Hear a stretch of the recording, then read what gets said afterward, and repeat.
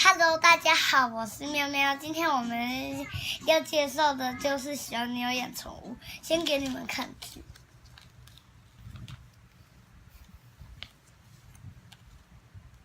这样，这边嘛，我觉得这个我很喜欢啊，这个也很喜欢，这个我讨厌啊，这个我也讨厌，就是这个。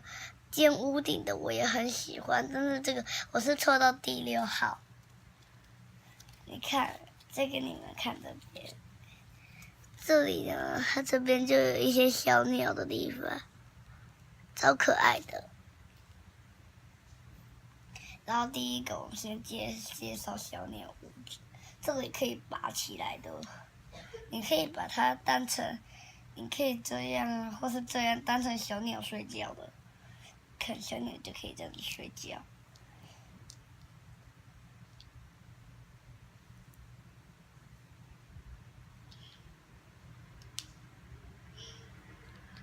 观众们说个声嗨，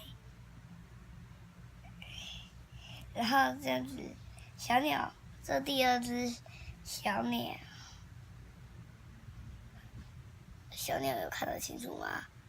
啾啾的小鸟。啾啾小鸟看得清楚吗？哎呦，小鸟掉下去了！什么？小鸟，你们有看得清楚吗？小鸟有看得清楚吗？嗯，小鸟有看得清楚吗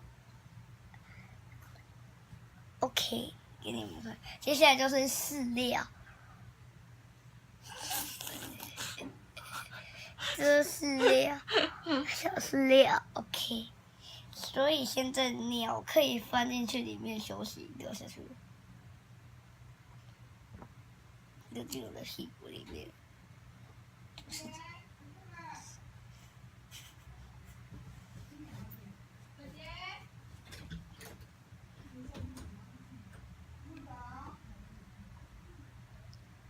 你看，小鸟养宠物。还有一个这个小鸟就可吃饲料嘛，看这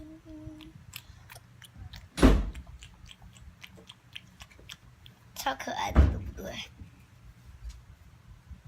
好了，我再给你们看最后，你们喜欢哪一只鸟？我用一只给你看，我可以拆一只给你看。你们喜不喜欢这只鸟？摸一下它，妞妞。